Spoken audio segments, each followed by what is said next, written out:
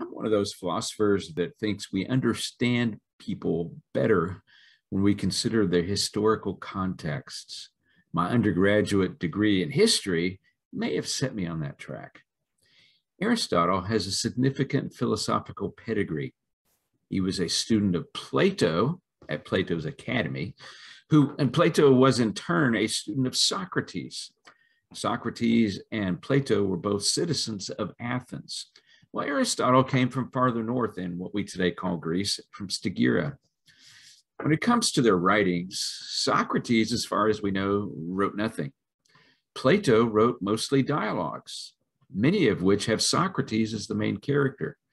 Aristotle is known to have written dialogues as well, but none of those have survived.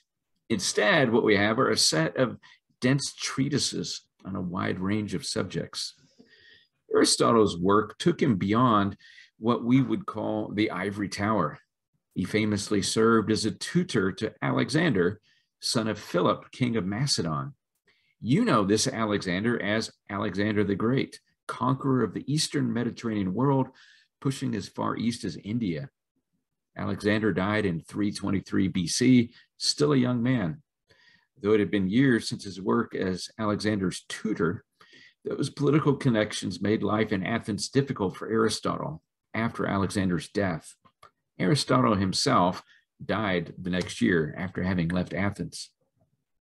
We rightly classify Aristotle as a philosopher. He was more than that, however. Many of his treatises are on subjects we would today classify as science. Up until a few centuries ago, what we today call science was commonly called natural philosophy, philosophy about nature. The English word science comes from the Latin word scientia, a word for knowledge. In this course, we'll be considering the Nichomachean Ethics, a treatise in which Aristotle brings a scientific approach to the study of ethics.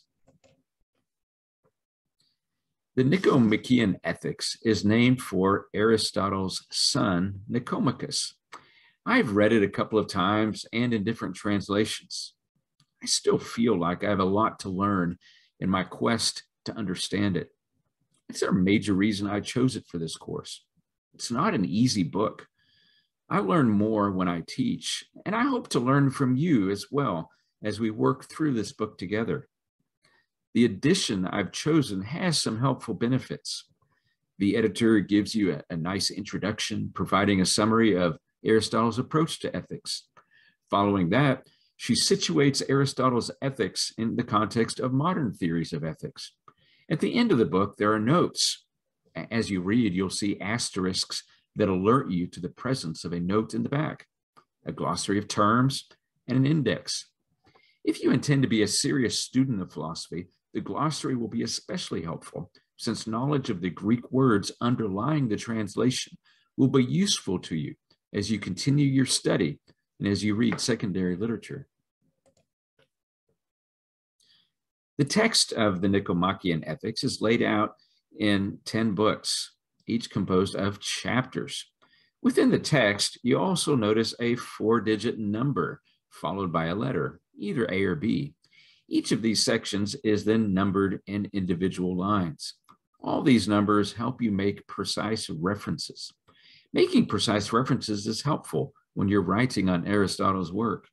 They're even more helpful when you're trying to match up the English translation with the Greek text to compare the English with the original Greek. Yes, I fully realize many of you won't want to do this. You might even be rolling on the floor laughing right now at the very idea. But I think highly of my students, and I like to imagine that at least some will, from time to time, want to do such wild things.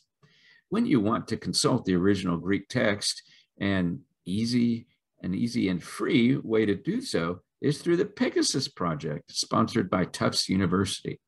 You can Google the phrase Pegasus Project, Tufts, Aristotle, Nichomachean Ethics, Greek, and it'll take you right there. You can click on any word to get a definition. It's a cool tool. Did I say that it's free? Here's a slide that shows what the text looks like there in Pegasus. Here's another secret. If you ever find yourself without the actual book, you can change change that same Google search, changing the word Greek to English, and you get the English text. The Nichomachean Ethics is available free online in other places, but this text is especially useful for its references. Here's another secret. The Perseus Project has many other texts in its collection. You'll find English translations, as well as original Greek and Latin texts of antiquity here. And did I tell you that it's free?